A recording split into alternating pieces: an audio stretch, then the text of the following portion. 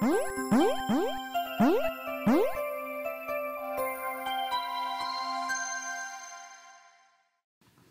afternoon, everyone. I'm Amit FULAY. I'm the product manager for Google Plus Hangouts, and I'm based in Seattle. Most of the Hangouts engineering team, as well as the product team, is based here in Northwest. Little known fact that you guys should know. I've got a very short amount of time allocated. I've got 20 minutes, and there's a lot of content I can cover. But a couple of things that I really want you guys to leave with after this session is understand that there's a platform that exists that's a new, different way of doing gaming in the social space. And I'll talk about how we build the platform, what it does, and how you can leverage that. And really start thinking about experiences that are a little bit more synchronous and real time.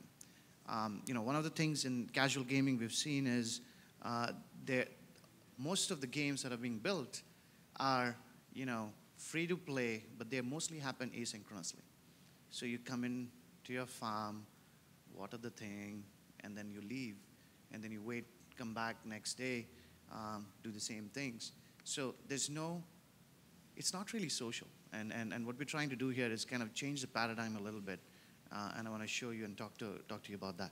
I'll start with a simple question. How many of you have used Google Plus Hangouts? That's not bad. What do you think? It's good? Works? Better than other video chat things? I like the mustaches. Good. I'll talk about that a bit. I'm gonna start with a small video here that we did.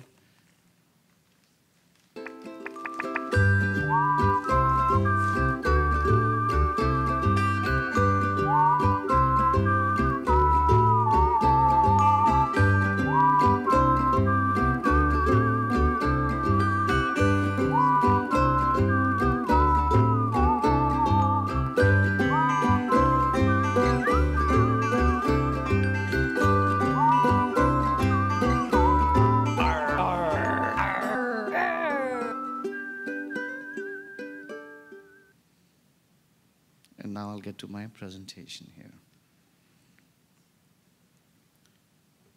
So we built, as I said, Hangouts as a new way of doing social that was real time, that was synchronous. Google Plus is a fairly new project. We started a year ago, and Hangouts was one of those, in a way, experiments that we started out with. And we said, hey, we have this awesome infrastructure to do video chat. But the way people have been thinking about video chat and real-time activity has always been one-on-one. Can we do something better? Can we try out something better? So we came up with a number. We said 10, and there's a reason behind that number, which is our studies showed that conversations kind of tend to break down into subgroups if the number of people are more than 10. So we picked 10. We said, let's make this part of Google Plus. Let's give people the ability to do a 10-way video call. That's free, that scales, and that kind of is tied to your Google Plus social graph. And really, we were amazed by the response that we got to Hangouts. It is one of those features that's universally loved. People really use this from business settings to fun to staying in touch with families. We've had some amazing use cases come about with Hangouts. We've seen guitar lessons being done on Hangouts. We've seen cooking lessons being done. We've had President Obama do a Hangout. We've seen underwater Hangouts. We've seen astronomers actually doing stargazing and telling people how to read, how to spot the different stars and planets. So we've been kind of blown away by the kind of overwhelming response. When a bunch of us product managers and engineers, when we sat down and built this, we had no idea how people are going to use it. And so far, the response has been great. And so the reason I'm telling you this is I'm going to talk a little bit about the evolution and why we built the platform. And then I'll talk about how you can leverage that. So as I said, we built this as a 10-person video chat. Now, when we built Hangouts, we said, well, we should give users something to do when they're in a Hangout, right? It's 10 people. You get in a Hangout together. Well, let's provide them with an activity that they can participate in. So the first thing we did was we built a YouTube player in the Hangout. right? The concept is simple. You're all there together. You want to share a funny video, whatever clip you're watching. You can queue those up in a playlist. And basically, you can go and have this real social video consuming experience. So that's the first thing we did. And it turned out to be really popular. Then we also started seeing usage patterns where people were using Hangouts in a lot of business settings. And what's the most natural thing you do in a business setting? You're sharing documents, you're collaborating, you're doing presentations. So we had, obviously, Google Docs. We said, why don't we integrate that into Hangouts? And so we built another app that was Google Docs, and we gave it to all our users as something to do when they're Hangouts. Again, the usage was amazing. We saw people using these apps a lot whenever they're doing meetings, when they're collaborating. So this kind of, YouTube and Docs were the kind of the early apps. And we looked at the usage, and we looked at how people were kind of converging around a shared activity. And we said, well, the best way to take this forward is actually create a platform and give it in the hands of all you developers. And so we took this and we exposed all the APIs that we were leveraging to do synchronous interactions, and we basically created the Google Plus Hangouts platform. And as soon as we created that, we started seeing a lot more interesting activities come online. Here's an example of a game built by a startup called Aces Poker. So if you go to Google Plus, start a Hangout, you can just launch this game, invite your friends, and have a round of poker. Now, what's so innovative about poker, right? We've been doing online poker for years now. But this startup actually acted on a very small but obvious insight, which all of us kind of know, which is poker is better face-to-face, right? How do you play poker in real life? You got to have the ability to read the other person, assess how you're going to bet, how you're going to play. And so they said, let's take Hangouts and let's take the capability of this API and reimagine poker. So they built this poker, and it's a really simple but really intuitive experience. If you go and try to play this, you come into a Hangout, you take a seat on the table, and you're going around as you bet. The video on the main screen changes to the person whose turn it is. So it's a live video. So you can actually see what the participant is thinking, how they're betting, and you go around the table. Really simple, really intuitive experience. We saw kind of the other things that people started building, which was based on our platform. So one of the things that we exposed through our API set is the ability to overlay media effects. We have this patented face detection technology. And with a great amount of accuracy, when you are in a live video conversation, we can tell you as a developer where the participant's face is and give you the ability to overlay images on that, right? So this is a simple app. It's called the Effects app. It's one of really popular. People love to use this. And as you can see in the screenshot, this girl is wearing a snorkeling gear. And you can see the accuracy with which developers are able to pinpoint and overlay images on that, right? And you can imagine in the gaming space how many fun, kind of innovative things you can do. Take this API and really drive it to the next level. So where are we today? As I said, Google Plus is early. It's just been a year old, and the Hangouts platform is even newer. We launched this platform 4 months ago, in March 2012. We've had great traction. We've had over 200 apps and games being built on top of this platform. And then a couple of stats that I want to share, which is something interesting that we've seen. When you're in a Hangout in multi-way, there's a couple of things that happen, right? One is, as the number of participants grow, your session length of the Hangout grows, right? You're doing a one-on-one call that might last a few minutes. You add another friend that goes a little bit longer. You got 5 or 6 people huddling together in a Hangout. That session goes on way longer. So that's one of the things we've always seen. But interestingly, if you have an app that the users are using in that Hangout, the engagement is 2.5 times more than what would we see in a regular Hangout. And that's 2.5 times more in the app or the game that you build. So that's a metric I really want you guys think about. The other thing we've seen is the graph of how the usage is increasing. So we've seen 1 in every 3 Hangouts that take place on Google Plus are now using some form of a game or an app, right? So that usage is skyrocketing too. And we're barely 4 months old. We've just launched this platform. We're learning a lot from developers, iterating on it pretty rapidly. So, but I wanted to give you a sense of what kind of engagement we're seeing.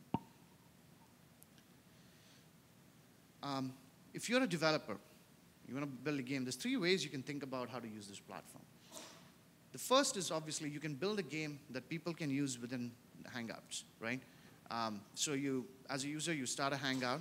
You've got an app picker that shows a bunch of games, bunch of apps that are available. You can use that. You can launch the game. So that's one way you can build the experience. You can enhance live conversations, right? So they don't have to be full-fledged games. You can build some tools, like just that effects app was, that enhance the way people are interacting, make it more fun, make it more creative, right? So that's the other way you can utilize the platform. And the third thing is, if you have an existing game or if you have an existing platform, you can bring the power of Google Plus Hangouts to your game. And this is significant. I cannot think of any other company that can give you 10-way, multi-way video calling for free that scales and has quality that works across devices, whether it's iOS or Android or your desktop, the way we do. So that's something to think about. If you're thinking about adding live interactions and real-time collaboration, it's not trivial to build the infrastructure to back that up. It's not trivial to do a video calling, build a video calling product. It's not trivial to make it work at a scale with high quality across devices. So what we really want to do is build a platform that we can give you guys, and then you can add your creative sauce on top of that. That really gives users some new things to do. Some of the things you can do with the API set, I'm just going to give you a flavor.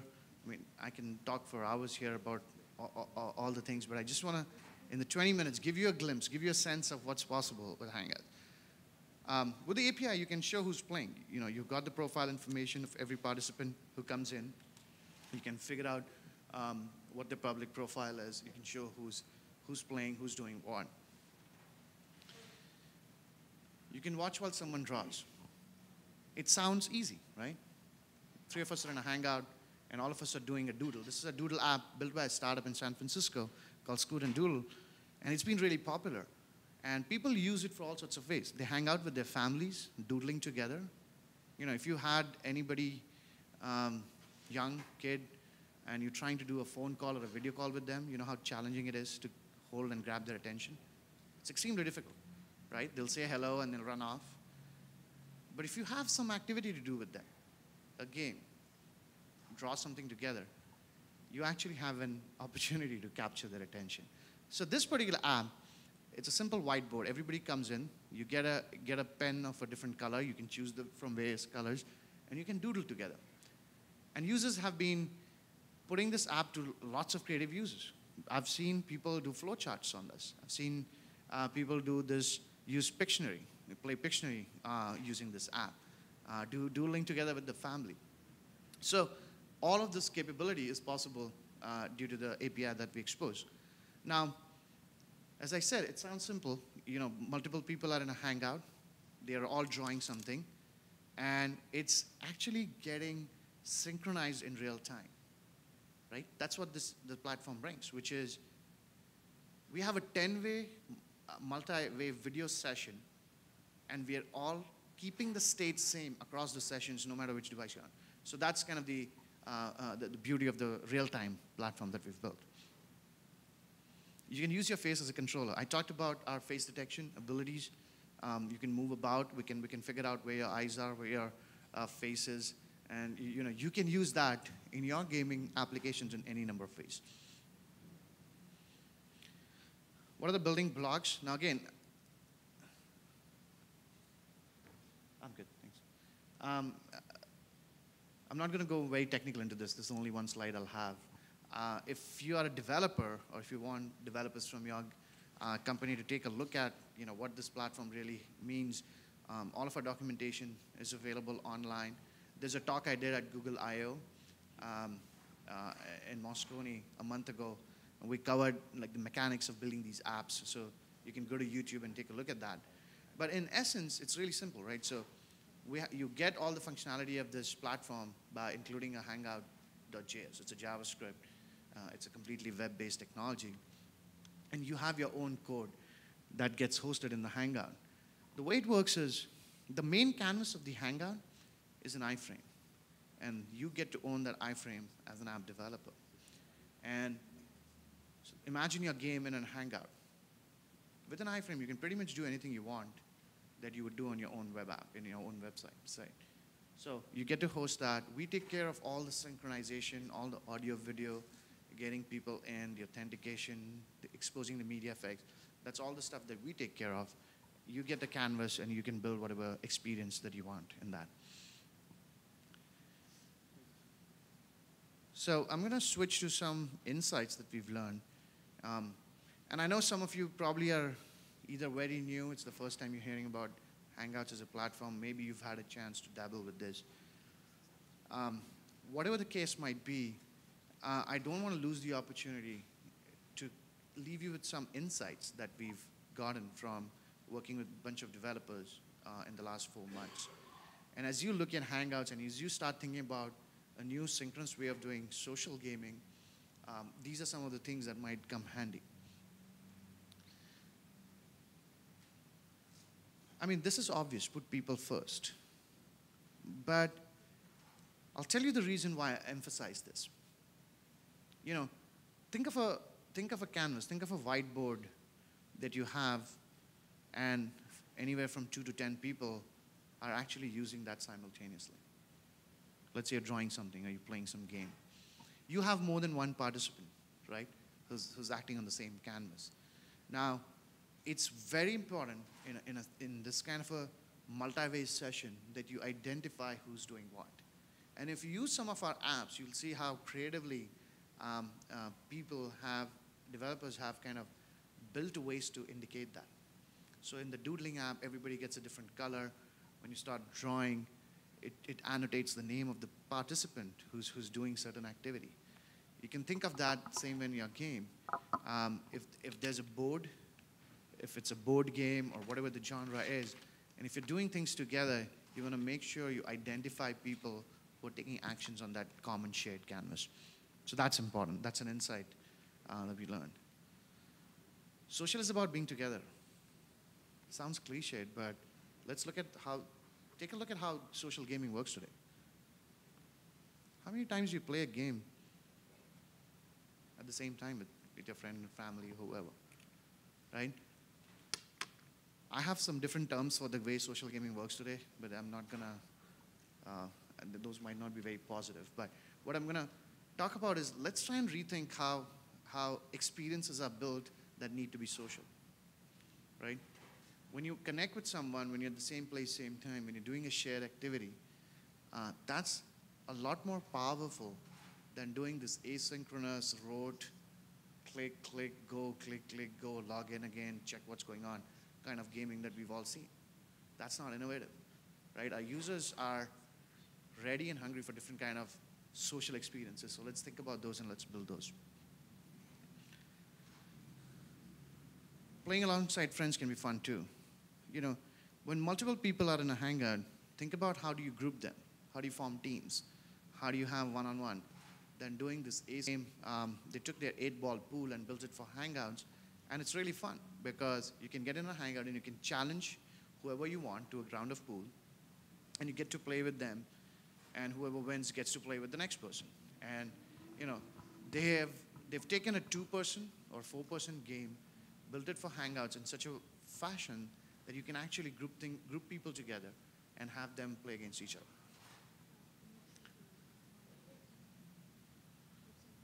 React immediately, respond in real time. As I said, the biggest benefit of this kind of gaming is it's real time.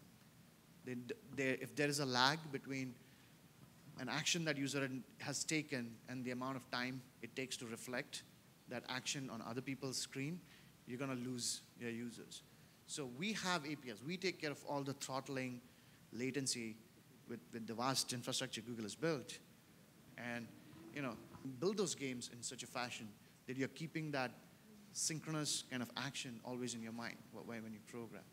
You want to make sure things are in real time. There's no latency. You're sending events at the right rate, and you're making sure you're capturing and reflecting those across all the sessions that you have.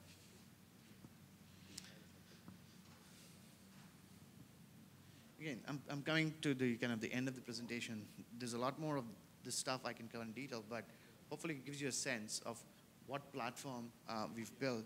If you haven't tried these games, I would encourage you to start a Hangout and launch one of these applications, launch one of these games. Kind of an experience is possible.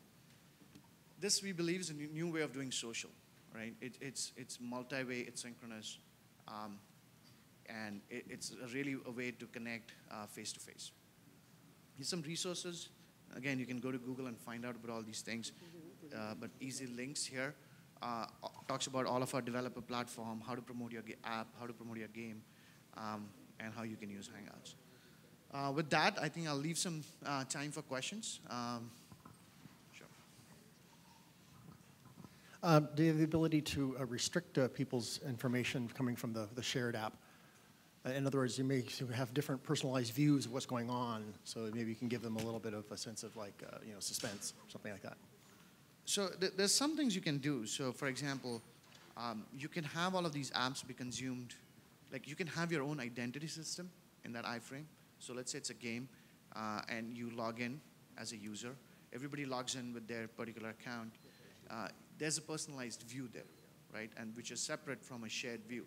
The personalized view could be, how you see the leaderboard, or how many credits you have, whatever it is. But there are objects or aspects of the game that you get to choose that you want to synchronize across. So it's completely in your hands as a developer. I think we're out of time. Okay. Thank you, Amit. Yeah. If you have questions, I'll be around for a while. Feel free to come by and we can chat. Thanks. I'm looking forward to the first game. Yeah. If you have questions, Face is a controller. I'm sure somebody's. That's what I want to see. All right. Thanks for your time this afternoon. Thank you.